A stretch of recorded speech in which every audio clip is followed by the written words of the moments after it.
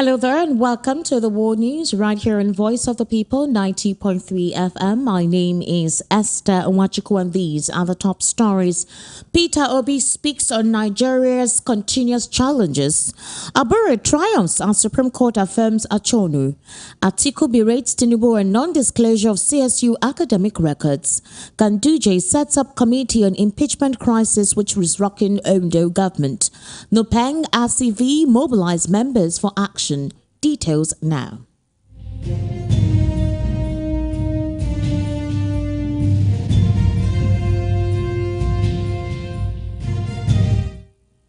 The World News begins with the 2023 presidential candidate of the Labour Party, Peter Obi, disclosing that Nigeria has continued to deal with various challenges which have hindered its growth and development. Now, in a statement which was issued via his X handle today, the former governor of Anambra State said the country has continued to grapple with insecurity, bad economy, and other issues even on a more alarming rate. The Labour Party flag bearer therefore asked Nigerians not to allow the nation to go down under the present cocktail of challenges. Peter Obi added that he would deliver a keynote speech at the Chinua Achebe International Symposium and the 10th anniversary memorial and 40th anniversary of his seminal booklet, The Trouble with Nigeria, at Princeton University in New Jersey, USA. However, Obi disclosed that he will not participate in the bi-monthly Twitter space that is due today, the 29th of September, due to the scheduled inevitable engagement. In another development, ahead of the November 11 gubernatorial election in Imo State, the Supreme Court on Thursday affirmed Senator Ited Achonu as a rightful candidate of the Labour Party. Achonu, who lost one of his arms in 1970, may become the first physically challenged governor in Nigeria if elected in the forthcoming poll. You will recall that one of the governorship aspirants, Basil Maduka, had, after the party's primary election, objected and challenged Achonu's candidature at both the Federal High Court and the Court of Appeal. However, ruling on the matter at the Supreme Court on Thursday, the Apex Court threw out the case on the ground that it lacked local standi.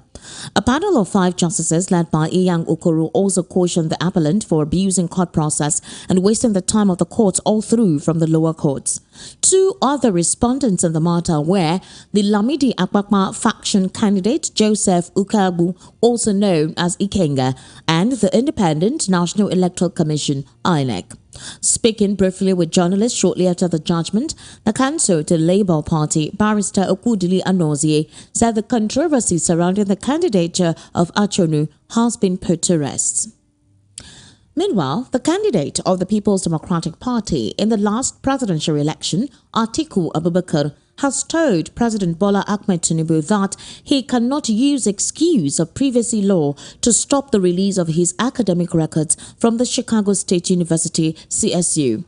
Now, you will recall that the court had on September 19 held that Atiku's application for discovery outweighs Tinubu's plea for protection under the privacy law.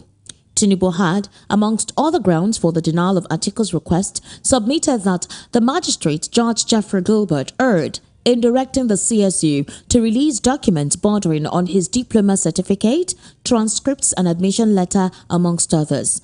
But Judge Gilbert pointed out that the case of Atiku has merit, as it has to do with Tinubu's qualification for the 2023 presidential election, which he, Tinubu, won.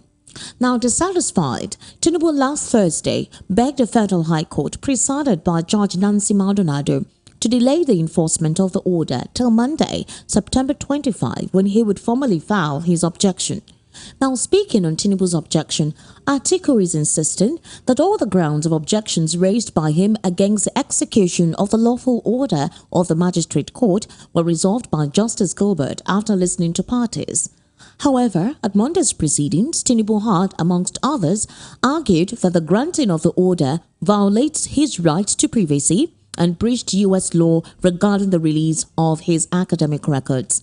However, Atiku, in a latest move, insisted that the law of privacy pleaded by Tinubu to stop the release of his academic records was not relevant and tenable in this instance. Now, Atiku's lawyer, Angela Liu, in her reply, pointed out that the FEPA and analogous state laws do not create an independent privilege for educational records and cannot serve as a shield against a court-issued subpoena. Now, Alhaji Abdullahi Ganduje of the All Progressives Congress National Chairman on Thursday in Abuja set up a 9-man committee to intervene in the impeachment crisis rocking the Ondo State government. Mr. Edwin Olofu, Ganduje's Chief Press Secretary, announced this in a statement. He said the committee, under the leadership of Aminu Masari, a former governor of Katsina State, would also seek the peaceful reconciliation of all parties involved. He assured the party members that the committee would interact and dialogue with all its stakeholders in a state based on mutual respect with a view to finding a lasting solution to the crisis.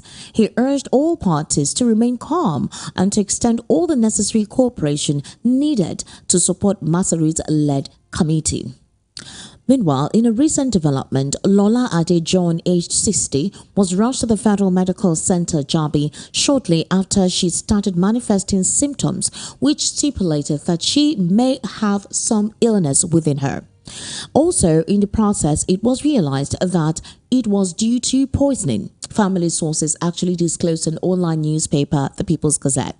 Now, Nigerian tourism minister has been hospitalized in Abuja after suffering acute poisoning from unknown origins, which, according to the family, that they fear was running against their efforts to save her life. Lola Adejohn, age 60, was rushed to the Federal Medical Center, Jabi, shortly after she started manifesting symptoms of her poisoning, according to family sources who were familiar with her ordeal. However, she has spent 4 days at the facility as of this morning. Ms. Adejohn, a career banker and tech investor, has been on a machine to aid her breathing. The specifics as to what substance she ingested and how could not be immediately established. The police and the State Security Service did not immediately return a request on whether or not any investigation had been opened into the matter. Her worsening situation has further set the family against the government, with the permanent secretary of her ministry said to be in disagreement as to whether she should continue receiving treatment at a public hospital or be moved to a better equipped private facility downtown. The permanent secretary, Ngozi Nwudike, was said to have insisted that the minister should be transferred because the Federal Medical Center is a public hospital and its services wouldn't attract substantial charges to the government, a position her family rebuffed. But they remained with her as they could not raise funds to move her to a private hospital, according to the sources. Now, however, a spokesperson for the Federal Medical Center did not immediately return a request seeking comments from the online newspaper, the People's Gazette, about Ms. Adejohn's condition. She was appointed as a minister by President Bola Ahmed Tinubu in August. She, however, was immediately touted as one of the few cabinet members appointed from outside the political beltway. She was based in London for years before she was asked to return to the country to serve the president. We have also deactivated the website's comment which provides other details concerning Ms. Lola Adejohn. However, at the moment, she is still battling for her life at the Federal Medical Center. Now, I actually have via the telephone a legal practitioner, also a public and social affairs commentator, Mr. Darlington. Mr. Darlington, good afternoon and welcome to the World News at 12. Mr. Darlington, kindly indicate that you can hear me. Are you hearing me? Yes, I can hear you now. Good afternoon and welcome to the World News at 12. Thank you. Thank you, my pleasure. Mr. Darlington, let's start off with the proposed strike that is to commence on Tuesday next week, October 3rd, by the NLC. A couple of Nigerians have actually berated the NLC for wanting to commence on strike, considering the fact that it is the common man, the average man, that will suffer the consequences if there is an economic downturn. Also, other critics have asked the federal government to expedite its action to listen to the plea of the Nigerian Labour Congress.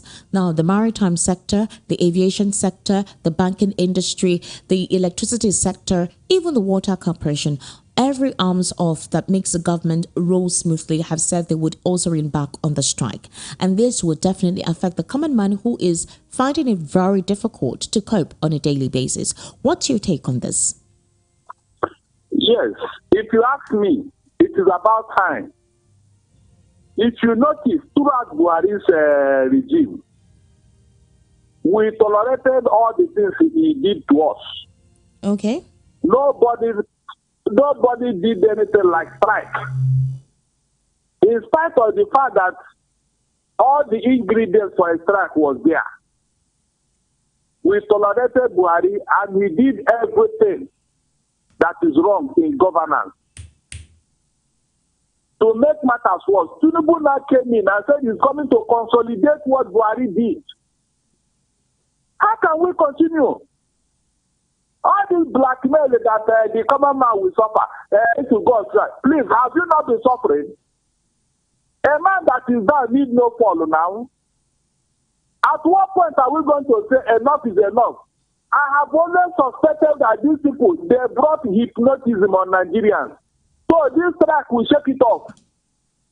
Let us go on this strike and then shake it off and tell Buhari and Tinubu that this country does not belong to them. They can't do whatever they like, anytime they like. They made an agreement with NLC. Since over 16 weeks now, they have not fulfilled one of them. And things are getting worse. Look at where the Naira is now. Look at the cost of food. Look at even fuel. Where do you start? In another climb, in fact, this strike would have been long gone. We were waiting, thinking that things will get better, but it's not getting better. So if this government like themselves, they should allow this strike to go on because that's the only way people can express their displeasure. The alternative is to go on the ground, and that will not be too good for anybody. That is the truth. Mr. Darlington, there are also insinuations that the government has actually tried to look at means through which they can cushion the situation with the removal of fuel subsidy. The president has said that salaries will be increased very, very soon, and that at the moment he's already working on it, although he has not returned from the United Nations General Assembly that he went to attend a few days ago. Questions are being asked as to where the president is and how come he hasn't returned as his contemporaries have actually gone home. What's your take on that? Esther, the fuel subsidy they told you they remove, is it not this one that they have introduced through the back door? Are you not aware that the fuel subsidy have been paid for August? So, what are you not telling me? Which fuel subsidy was removed? Fuel subsidy is there. The money they paid for August, 160 billion, where did it come from? At least their own Senator who said it, and they have set up a committee in the National Assembly to prove it. So, sure no fuel subsidy was removed. All the things they promised that with the removal of fuel subsidy, Nigeria, it will be who? Everybody will employ fuel now. Fuel will be everywhere. In fact, they will saturate the whole nation with fuel. Where is it? Esther, where is it? So all the promises have failed. They were just using it to keep you down. They are not ready to do anything. By the way, what are they going to do? The economy is down. Where is the economy? We don't have economy now. Look at where the Naira is. The airline you are owing money, you have not paid because there's no dollar. All the things they went to agree in Dubai, have any of them been fulfilled? Please, is Dubai airline coming into Nigeria now? So there is no money. They are not paying lip service to this thing. There is no money. The little we have, they are working in the way, fighting for their academic scandal in somewhere. So how can you keep quiet over all this? What they promise you, what did they promise you that they have fulfilled? Mention one. Nothing. Nothing is on ground. So why would anybody keep quiet? If we FPC we have to be in no position, we don't tolerate what we are tolerating from them. We don't tolerate it. This is the first subsidy they told us that it was a scam that was open in 2012. Today, what is going on? Is that not enough for Nigeria to even rise up against them? They deceive Nigeria, they lie to Nigerians, and they continue to lie up till now. So how can anybody keep quiet in the view of all these things? How? We can't go on like this now. We can't. All right, Mr. Darlington, the president has been advised by the United States chapter of the National Democratic Coalition, NADECO, to resign and save the country from embarrassment. Now, we do know that President Bola Ahmed Tinubu... Can you hear me? Yes, I'm hearing you. Go ahead. Yes, so you do know that President Bola Ahmed Tinubu is one of the strong pioneers of the NADECO movement. Exactly. He was the founding father, the fundamental element of the NADECO movement at the time. one of the strong persons that fought for democracy in the country, that fought for the movement of people's right in this particular country. So it's quite ironical that they're asking him to resign and save the country from embarrassment. Now, the advice was given by the group in a statement which was released, on Monday. That is September 25. Now, on Monday, they were reacting to the controversy surrounding his academic record, as a president. Now, they stated that the controversy has caused the Chicago State University to find itself on the precipice of disrepute, teetering on the brink of losing international credibility and accreditation. They also condemned the present socio-economic challenges that President Tinubu's government's failed policies brought upon Nigerians, asking him to resign and save the country from irreprehensible damage. Now, let's look at the situation. The president has been on the seat for more than 100 days, so of course it is expected that magic cannot happen. We do know that his predecessor did a lot in damaging the Nigerian economy. There is no miracle that will resuscitate the economy as quick as possible as Nigerians expect. So, let's cut him some slack that things are still being in place to see how the economy can be strengthened. However, a group which he was a founding member of is asking him to resign. It doesn't mean that things have really gotten so bad that the group themselves are quite dumbfounded as to him and this academic record controversy. What do you think about the statement by the group? Esther, ab initio, Bola Tinubu used NADECO to rise to prominence. NADECO people didn't know what Tinubu was doing while he was there with them. He was a member of NADECO, but he was supporting the government in Nigeria. He used that NADECO to climb to political prominence. How come he's the only one who benefited from NADECO struggle? How come? How come he was the only one? The truth has been revealed now. If you ask Kayode Fayemi, the former governor of Ekiti, he will tell you the truth now. He was in the room of Radio Kudirat in London. What did the Tinubu actually do under NADECO? He deceived them. Meanwhile, he was championing his own political prominence. They now realize it. And that's why they're calling him to resign. Just look at it yourself. Look at all the NADECO systems who fought under NADECO. Mention any of them that are starting the type of work Tinubu got. He was having under NADECO. Why do you know the things he was doing? So it is very, very apt that they should ask him to resign. Because they have seen the light now. They have seen the light. I don't even know why they have allowed him this way. Because he deceived them. All the struggles about NADECO, where is it today? Where is it? Even Abiola, who died in the court, has anybody recognized him? Did anybody recognize Abiola?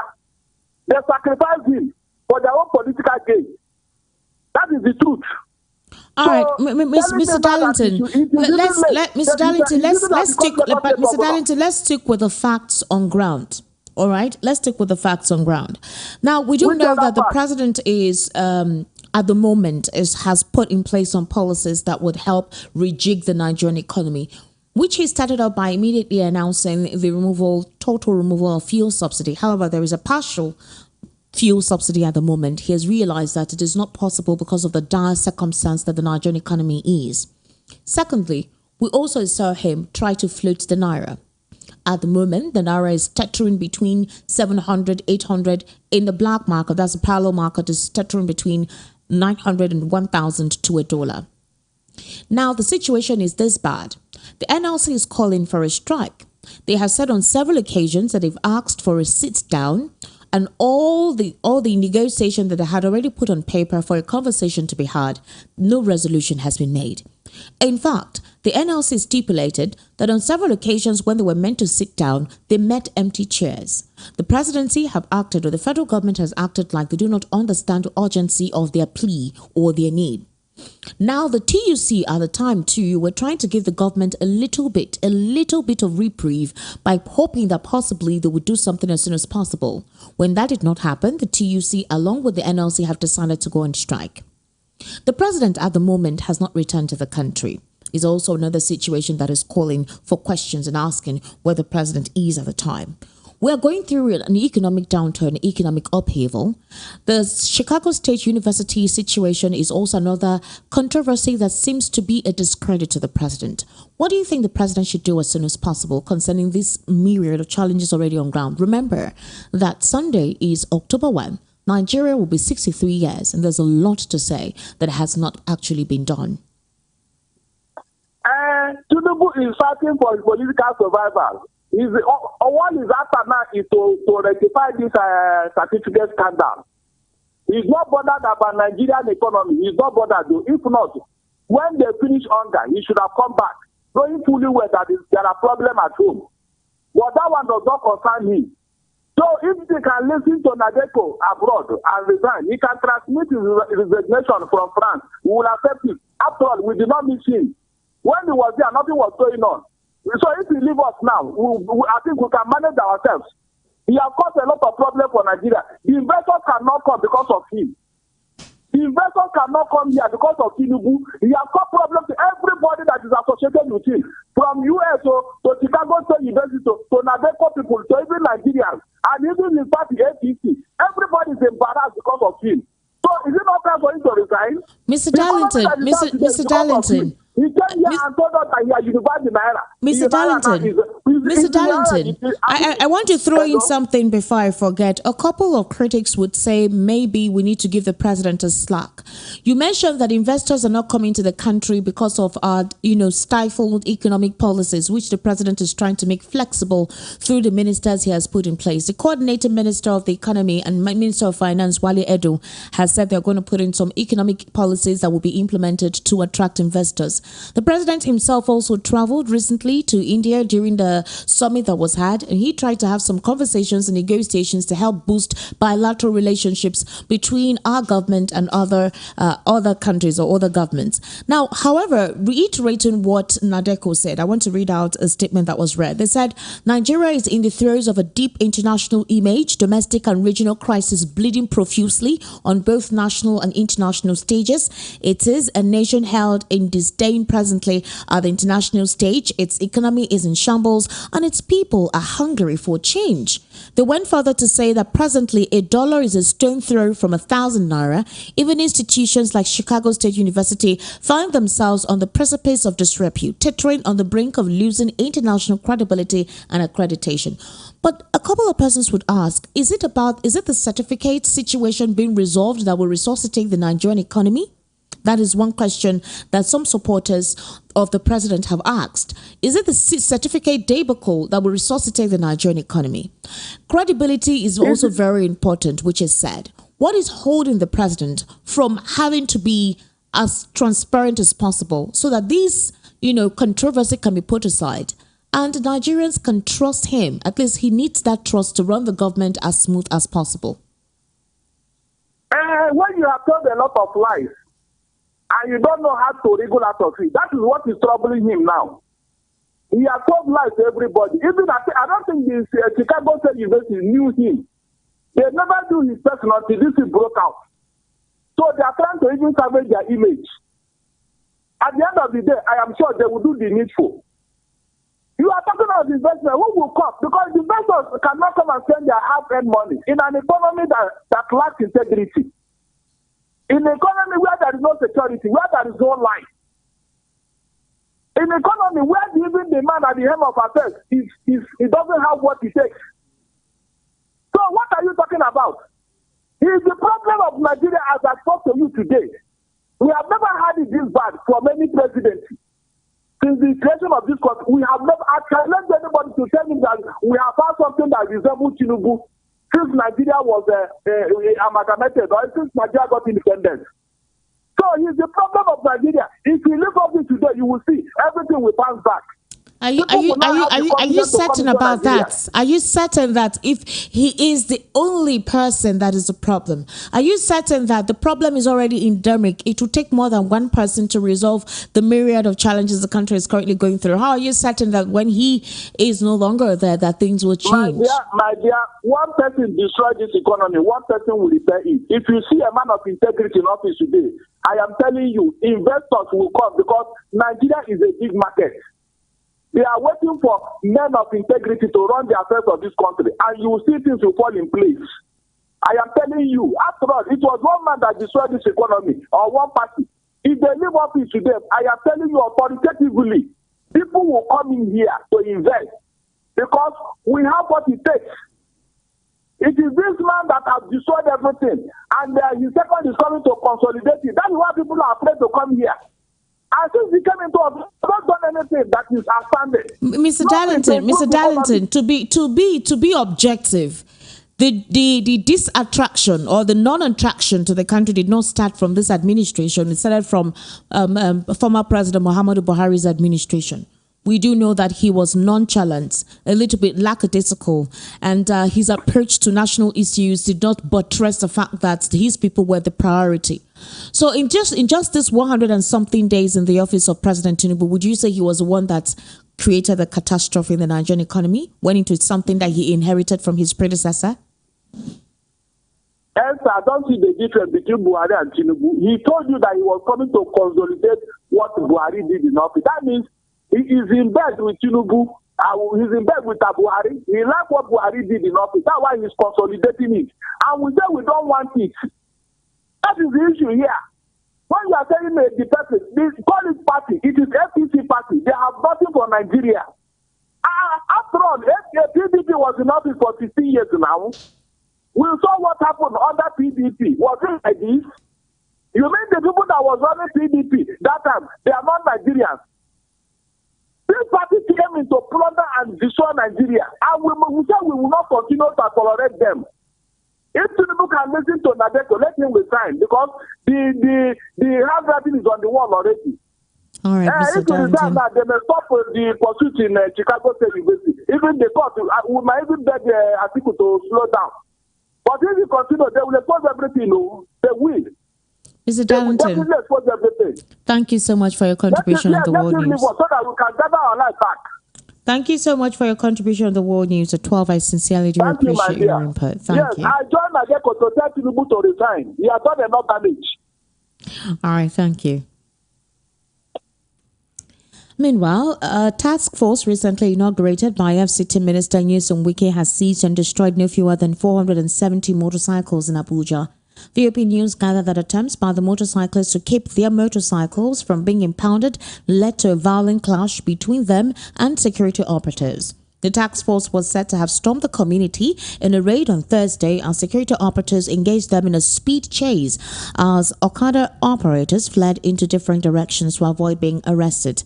No fewer than 470 motorcycles were said to have been impounded in an exercise that started from the popular car wash bus stop in Lugbe, coming through Gosa, Bill Clinton Drive, Trademore Estate, Lugbe Junction, as well as the Kubwa and its environs. VOP News also gathered that several tear gas canisters were shot by a combined team of personnel from the DRTS, police, civil service, DSS, and the military to repel the irate motorcyclists who pelted the task force in the process with stones. The Secretary, Transportation Secretariat Inya Imboktokum, while addressing correspondence before the seized motorcycles were crushed at Area 1 roundabout, warned commercial motorcyclists to strictly limit their operations to the areas designated for them. He further explained that the administration's desire to develop a smart city devoid of all sorts of pollution cannot be achieved if illegalities are allowed to pervade the federal capital city.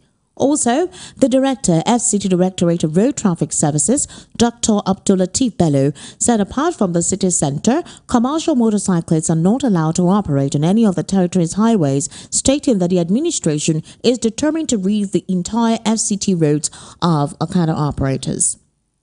Now, to wrap up the world news at 12, here again are the top stories. You heard that Peter Obi has spoken on Nigeria's continuous challenges. Abure triumphs as Supreme Court affirms Achonu. Atiku berates Tinubu on non-disclosure of CSU academic records. Ganduje sets up committee on impeachment crisis which is rocking the Ondo State government. Nopeng asks Beefy mobilize members for action.